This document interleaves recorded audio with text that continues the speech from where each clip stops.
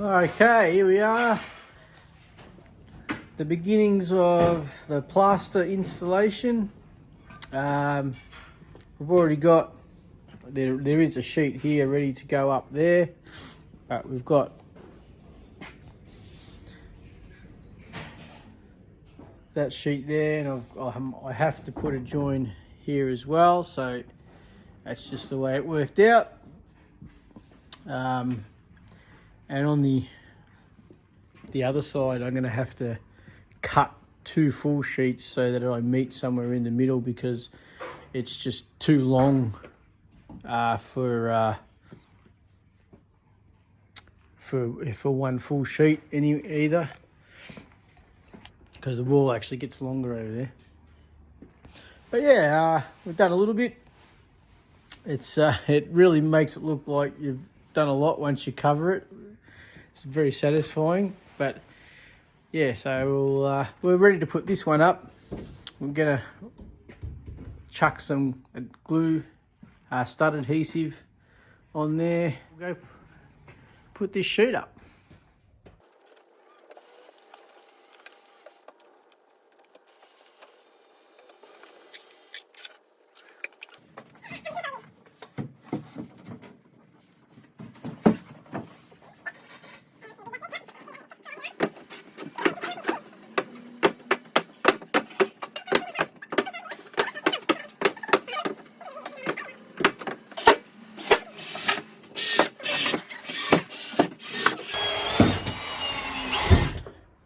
I'll just talk about, this is a little attachment that I bought.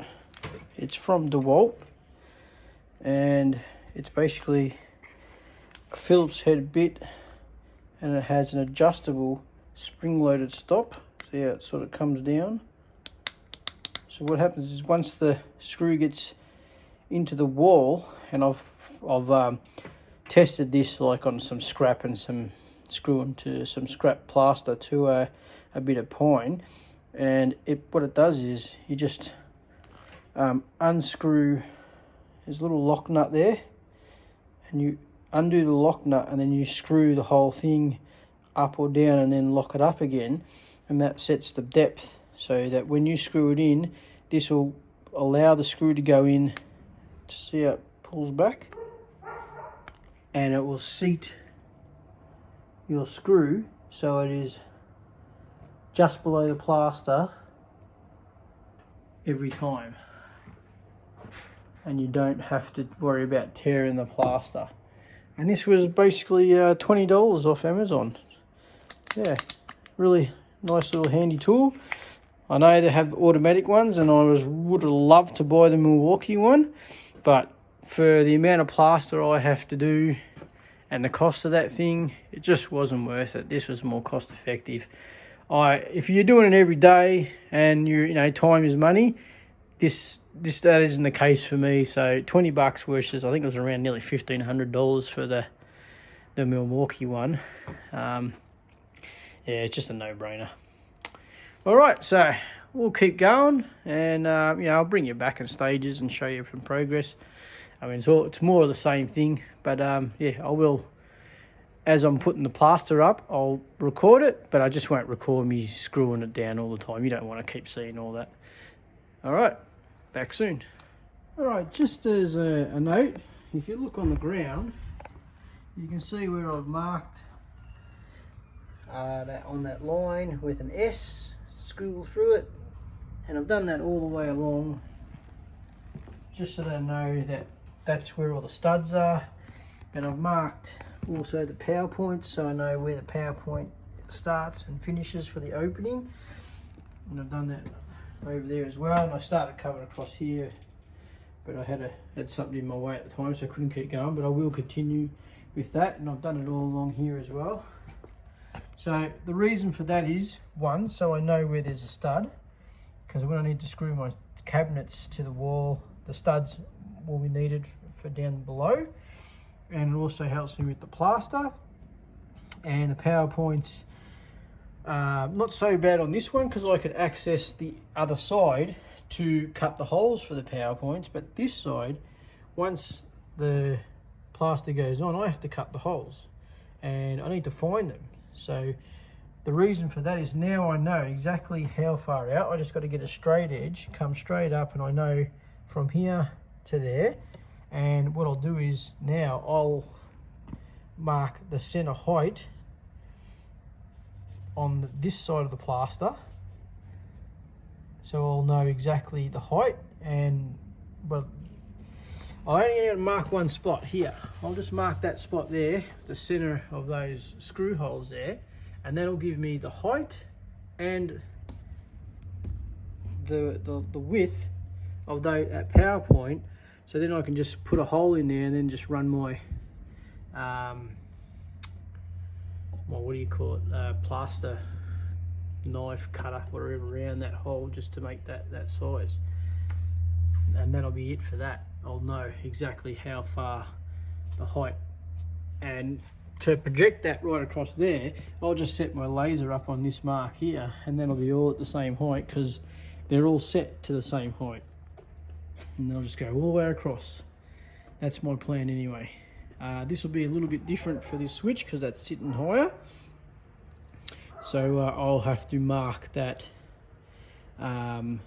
before, well actually this one, yeah, I can cut it from the other side, and then once this hole is done I can get through to that side as well, so it's no big deal on that. And I'll do the same thing for those ones down there. Just thought I'd share that with you. It's just something you got to think about because it's really hard to find it afterwards. If you mark, yeah, or you can write it down on a bit of paper, but I just find this easier because the laser will do all along there, because I set them up with the laser on this line, and that's set for the bottom of there all the way along. I mean, if you're a mil or two out, it's no big deal. As long as when you punch a hole in there, you're inside this triangle, and you just find your way around it. So that's all that matters. And I also going to need to find a way. I have to mark for this. This is going to be the strip lighting for the under cabinet lighting along here. I haven't marked that one because I can access it from the back. That's no problem. I don't plan on putting plaster on the back until after the cabinets are mounted to the top here. So that's no big deal. I can always access it from the rear. But this one, I'm going to have to measure. I'll put it on the ground, strip lighting. So basically it's on the edge of this stud. And now I just have to work out the height, which I know the height is the bottom of the cabinets. So the cabinets are going to be, that's the bottom of the cabinets. There will be a little hole where that comes out at the bottom. I know this is a lot of excess, but what will happen is the lights themselves have got a bit of cable on them. We'll be joining them to this, and then we'll just push it back into the hole cavity as such, like that. So yeah, that's how I'm dealing with the power points and their positions, and yeah, we'll keep going. All right, so I've just set the laser up, and I've set it up on the center, that whole center there, and I put a square across the plaster, and I've marked the line there and put power point. So now that line, I know it's the power point. I just set it up again on that line on that plaster, and then that'll give me the height for the power points, and I know how far out to do the holes for the power points. I just run a straight edge up there for that. Too easy, eh? All right, let's get into it.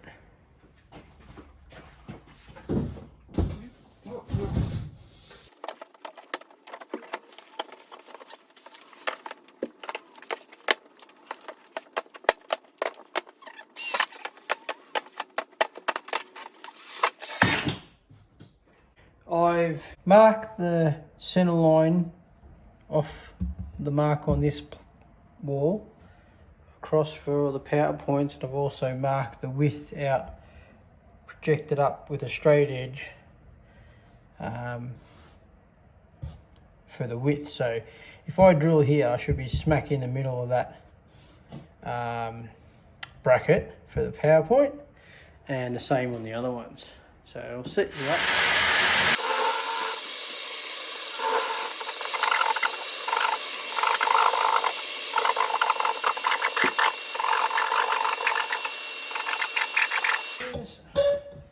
Cable number 1. And just continue it on with the rest of it.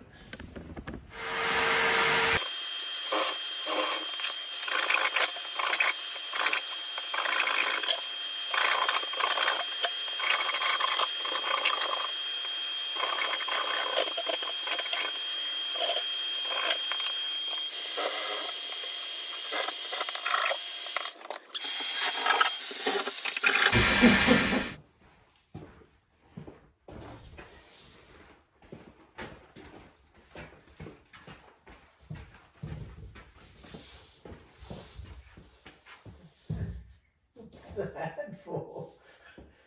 Bad hair.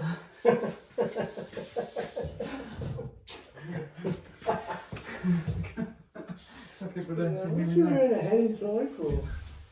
So people don't see me with my makeup on. Right. Oh, it's heavy. Yeah, I'm only looking at your back anyway.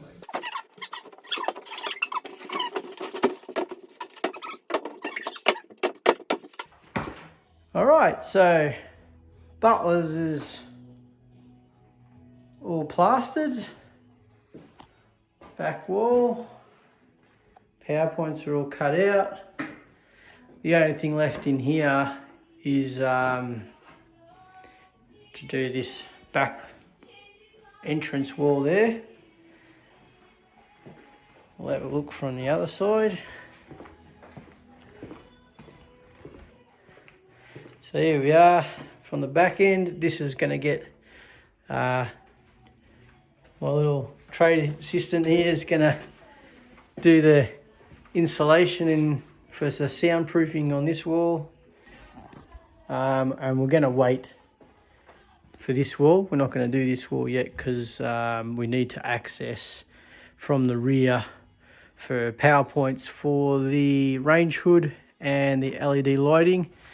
I'll be doing that once the top cupboards go in, so I get it in exactly the right spot I need it.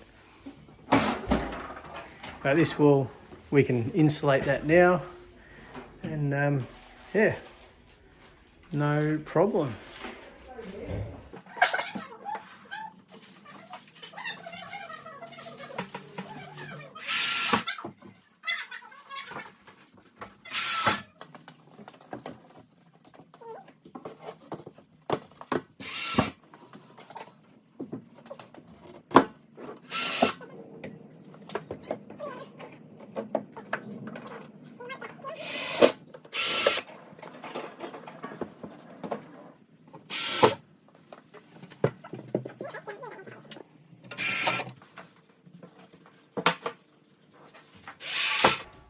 So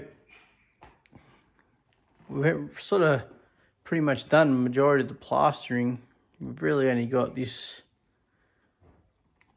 top section of the wall here and a little bit over on the bulkhead above the cut-in we've done over there for the hall table. And the only other plastering is this side of the I suppose where the sink's going to go, and that's going to be a different type of plaster. That's going to be like a waterproof or water resistant type plaster because of the sink there. But I haven't really showed you how I cut it and mark things out apart from the PowerPoints, but we've got this one. We actually have to go over the pot filler here, and I'm going to also cut a hole for, this is going to be for where the strip lighting comes out and goes underneath the cabinets. So what I'm going to do here is I'm going to have to measure from the stud in here to this point, and from here up to this point, because these 2 points mark the center hole for where the plumber drilled it, so I can use these points and translate them to my new sheet of plaster to give me a crosshair to drill a hole that's slightly larger than this is like a plug at the moment to slide over the top of that. And I'll do something very similar for this strip light too, because I want it to come out right on this corner here. The cabinet is going to go all the way to the wall here, but there is going to be a 20mm filler between there and there. So yeah, it'll be very close to the end of the cabinet. All right, yeah, I'm going to measure that up now, and then we'll work on translating that back onto a new sheet of plaster. Okay, so here's our new sheet of plaster, and because this part of the plaster is going to be on the bottom, we need to do our markings from the bottom up for that. So just make sure that this is overhanging so the plaster doesn't get, so the tape doesn't get caught on the plaster, any plaster behind it. It's actually sitting on this sheet of plaster, so it doesn't put my measurement out. And we want 1403. It's going to get me. So we've got something to line the top of it up with. About there. That mark. And I don't need a line. Don't need it coming all the way up because we don't. Not going to be cutting it or anything. Now we need 80mm up. That's pretty much where our pot filler is going to go. And now we need to work out where our strip light's going to go. So our strip light is 45mm from the edge out and 280 up. Alright, so 45mm out.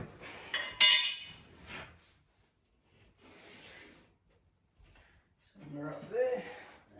280 up. And now we have our spot for our strip light to come out. Alright, we'll get that bit of plaster out and yeah, check it out.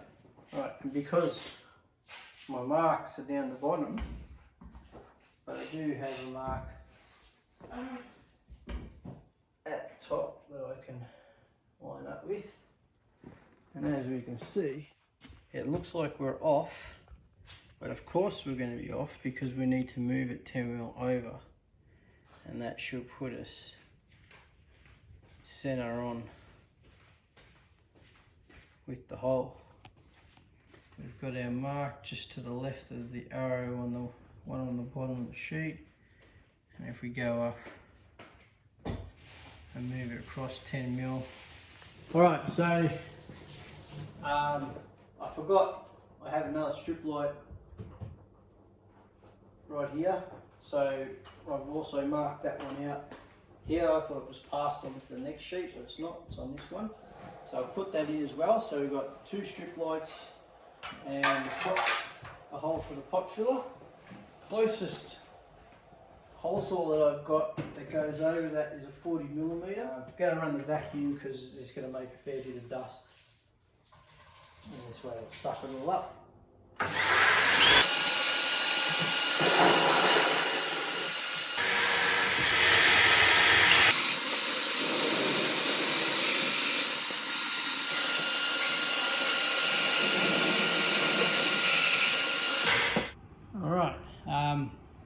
We're ready to install it.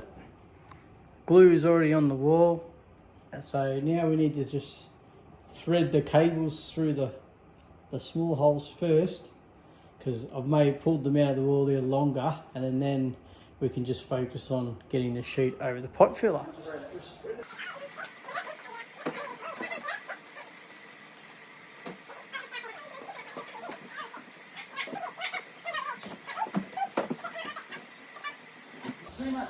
apart from overextending on the glue, it all worked out really well. So yeah, big thumbs up, hey Jay. I've just got to put some screws in it, but I quite like watching her leaned against the wall like that. All right, back soon. All right, we're ready to put the last piece in. This cable's quite long, so we're able to thread it through the hole before we even put it up. So, and this one is only for our hot water service temperature control. It's a Renoi, and yeah, that's it there. So that it doesn't really matter where you put this. We've elected to go just above a power point, but low enough that it doesn't, your eyes don't block where it is with the cabinets. Yeah. Let's hit the bottom line. Yeah. Oh, what's the roof? Move it over.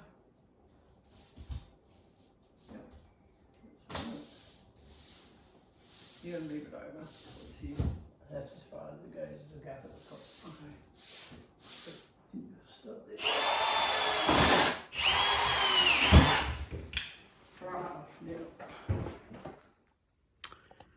Alright, so plaster work apart from this wall, which we're not plastering until we do install the cabinets inside. So one, I can tell where all the noggins are nice and easily, and I have a PowerPoint where I'm going to have an under the cabinet mounted range hood, which mounts through the bottom of the cabinet. And I haven't actually laid eyes on this apart from a picture range hood, so I don't know how much room in the cabinet I've got. So the PowerPoint's location is not set just yet, so part of the reason why I left this wall uncovered. But we have covered all in here, and I've even pre-filled it. And kitchen area is complete with plaster, and then all pre-filled here. I've even taped that one, pre-filled yesterday, and today I've taped it. And that's what I'm doing in here now. It's all pre-filled in here, and I'm just taping parts that I can.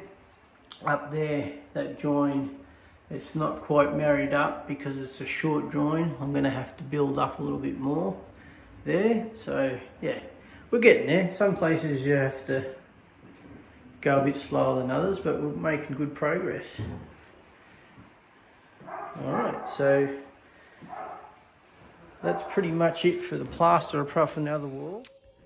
All right, guys, we're making some progress. A lot of filling done. We've got, the horizontals, which I've taped, and I've done the verticals.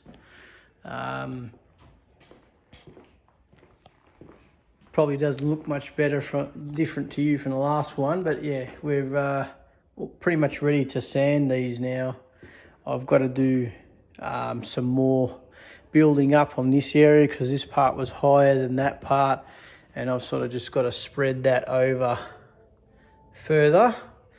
And we've done around the doorways just recently. That's still drying. That's coming along okay. It's going to just need a sand and one more just top up, but yeah, it's doing really nicely. Inside, I'll just turn the light on. It's a bit dark in here, but yeah, that's come along well. So that's, once that dries, that's going to be ready to sand the edges. I don't have to be too fussy in here because like this is all getting tiled and covered with cabinets, down below and above, so it doesn't have to be too fussy in here. But I do need the transition from the old plaster to the new plaster. As you can see, you might be able to see it. You can see a sort of line still there. It's getting better. I'm probably going to have to apply another coat there. And I've got the same problem happening here. Like I've got the tape and I'm going to need to feather out this side till it evaporates into nothing. And I'm building up, this is going to need another coat on this side. So that's going to need to be built up to the edge of the metal here. So once I've done that, then I will fill this middle section with a large trowel to go from here. Yeah, it should get past the tape, and that's good. And then I can, feather that out, so it'll just look like one wall. Yeah, that'll come as I apply more coats. But yeah, this side's looking all right. See, we're still a little bit thin here. I can see the metal, which we're going to have to put another coat there. That's only got its second coat on it. Yeah, and we're building that out and feathering it out. The back side's coming up pretty good. That's pretty much dry now. That's had its last coat. So that's ready for sanding. But I probably will need another coat on here. I've got a bit of a bulge that I'm going to have to blend that out. This side's not too bad, but this side, it's not too bad. It's not going to need much. Maybe need to come out at about here just to get that straight, because you don't want your cabinets sitting in and out and having to pack the back of them. So if you can do the packing with the fill, which it doesn't need much at all, it's pretty good. And this wall, which is the one you're going to see, but we are going to tile out to the bench top. So somewhere, probably out to about here somewhere, will be all tiled. But here, and that's coming up nice and flat. There's just a little bit of fill that needs a bit of sanding to the edges, and yeah, it should be good to go. And we're still going to do this corner because that's going to be seen. I'm going to have to paper tape that corner. So that still needs to be done. Yeah, I'd actually forgotten about that corner. So yeah, I'm going to have to paper tape that one. I was going to practice on these ones, but I don't want to build up these corners. And then when I put my cabinets in, it actually creates a big spot, because if I build that up, then I'm going to taper it down here to nothing. I don't want to do that, so I'm leaving these corners because I don't want to create more work for the sake of just a bit of practice. So though it's very similar, the cornering to the normal tape. I know I haven't showed you any of it yet. I'm really slow, and it's I'm still learning. This is a quite new. Plastering and paper taping is quite new to me. I did a bit on that wall down there. It came out okay, but it was very, very minimal taping I needed on that. So yeah, these long pieces are a little bit of a challenge, and I'm having some problems getting around it. And I know you probably want to see those problems, but yeah, it's sort of me concentrating, and I'm trying to get the camera angles, because I'm constantly blocking the camera moving from one end to the other, and lighting in here has been a bit of an issue too. But I will show you some stuff once I get my head around it and I'm a little bit better at it. I've done in here, and this came out a lot better. So I think when I do the corners in here, I will show you guys. At the moment, I've just pre-filled one side here. I'm not going to do this one because I'm waiting for this side to be plastered before I do this end, because your trowel will just go right across and you'll get a really nice fill. Yeah, I've pre-filled all along that edge there, and then I find that pre-filling, because there were some holes in the metal there, you just don't have to do as big a fill. And this stuff, I'll show you what I'm using. It's pretty good stuff. It's grip rock, if I hope that's how you pronounce it. Grip rock, and it's an easy flow all-purpose compound. And I find it sands really easily, and yeah, very, very easy to sand. Not a lot of dust. It's quite good. I actually haven't done any sanding yet. I've just run the knife over, and even the knife tends to scrape it off the high spots that you want to get removed. So I haven't had to sand. I will sand now because this is the third coat on here. Second coat on the walls now, apart from the corners. And I'll sand just to feather the edges and take any rough spots over the top. I don't need a final coat on this one because this is all getting covered anyway. So I'll only do the final third coat on the areas that will be seen basically, that are going to get painted and finished. This is going to get a sealing paint, like a sealer, just to seal over the top of this and the paper, as I have read a few different comments and quite a few different people recommend to seal the paint and your fill join so that your tile can adhere better to that surface rather than just this fill, apparently. I don't know if there's any truth in that, but I would rather seal the paper, just, if any moisture gets in there. I know it's covered with cabinets, but that is an external wall. And yeah, just for my peace of mind, I'm going to seal that. Because when I removed the old cabinets that were here, I did notice that the bottom behind here was painted. So, yeah, and that lasted. So I'm going to do the same thing. It can't hurt. All right, so that's about it for now. Just a quick rundown on this stuff. It does work really well, and it doesn't dry real quick. This is pre-mixed stuff. Just have a quick. It's pre-mixed. You don't have to add anything to it. I gave it a mix-up with one of these paint mixers just over there, just to mix it all up, because I found it was quite stiff when I first dug into it. So I gave it a good mix up, and it gave it a more creamy consistency to it, and that's made it really work nice and easy. A lot of people, mainly I sort of like to learn. I've been following the Vancouver carpenter. He's actually does more plaster work than he does carpentry, and he's I've learnt quite a bit from him in the way of plastering. He does it professionally. She's from Canada, if you didn't guess that from the Vancouver name. Yeah, and he mainly works with mixing his own, but he does use a bit of all-purpose, but generally mixes his own.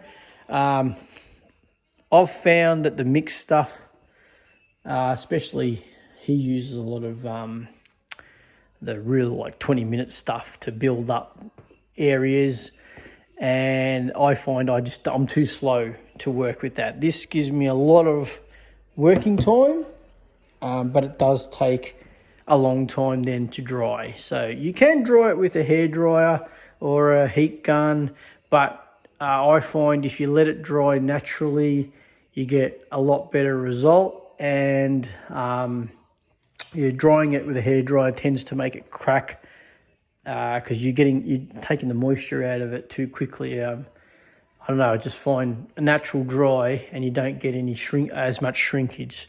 If you try and fill a large area, it will shrink in when it dries. That's just the way this stuff is. But if you build it up over a few layers, you won't have problems. And it's really easy to sand this stuff, and quite easy to work with. So I'm pretty happy with it, and this is all purpose. So I'm using this as base coat, middle coat, top coat. It's doing the whole lot. So I don't have a lot of mixing and a lot of different bags to worry about. And work time is plenty. Take your time, because this stuff just lasts. The only thing you do need to be, what I have been doing is that as I'm scraping stuff in, off the knives into the pan, you get a little areas, like see how in the corner there, but you get sort of stuff that sort of sticks and it dries out. When it's thin, it dries quickly. So when I finish a run like up that wall and around the outside of that wall, and my pan's just about empty, I'll then wash out the pan to get rid of like all the little dry bits that have started to form, and my knife as well. I've found that stops those little chunky bits. Then when you fill up your pan again, because it's a little dry, you go on to your next section and you're dragging dry bits through your run, and you're having to constantly pick it out.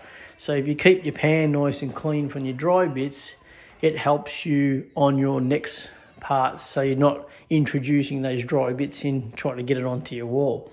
If you've done any, you know how annoying those dry bits, and they scrape through and they ruin your nice smooth fill that you've laid down. So yeah, you tend to get all these gouges, but I mean, you can fill them in later, no big deal, but if you can avoid it in the first place, all the better. So that's what I've done to minimise those dry bits, is just clean out, wash out your tin once you've pretty much emptied it, clean up your knives and that, and then fill it up again and go again. It doesn't take long, and it saves you a hell of a lot of messing about on the wall. All right, so just a quick look around again. We're getting on pretty well, and I promise I will show you me doing some filling and some paper taping, mainly on this wall, because I've had a bit of practice now on the other walls, and I'm starting to get my head around it, and it might actually look like I know what I'm doing when I go to show you. All right, catch you on the next update, and please like and subscribe.